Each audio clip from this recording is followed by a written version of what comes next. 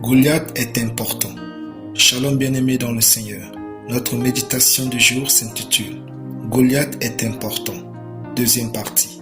Nous tirons notre texte en 1 Samuel 17, 23 qui nous dit ceci.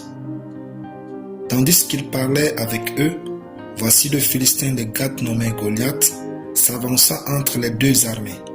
Hors des rangs des Philistins, il tint les mêmes discours que précédemment, et David les entendit. Alléluia.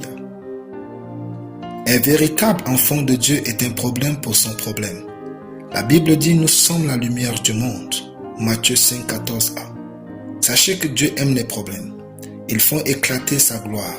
Il ne les crée pas, mais il aime les résoudre. La mentalité du conquérant est la façon dont Dieu pense la vie. Il faut donc arrêter d'être un chrétien qui fuit les problèmes de la vie. La vie se vit mieux avec les défis. Une vie sans combat ne mérite pas d'être vécue, car elle est sans gloire.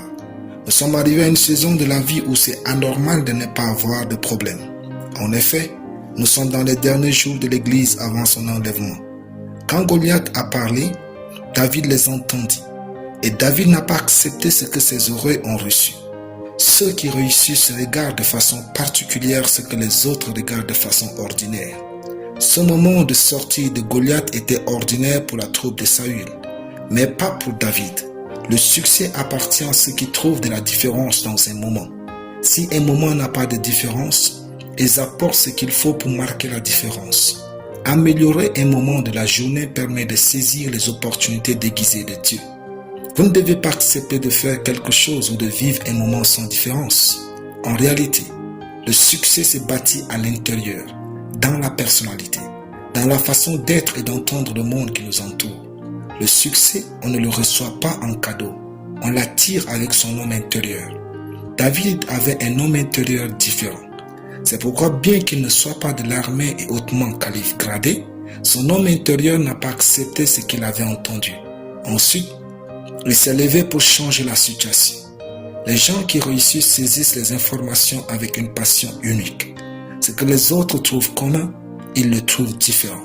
Les champions ont tous une chose en commun, un désir ou une passion unique.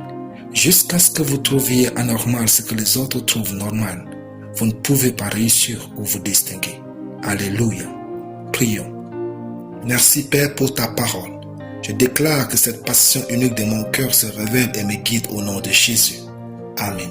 La lecture biblique en une année, Jérémie 41 à Jérémie 45. Soyez bénis, c'était le pain du ciel.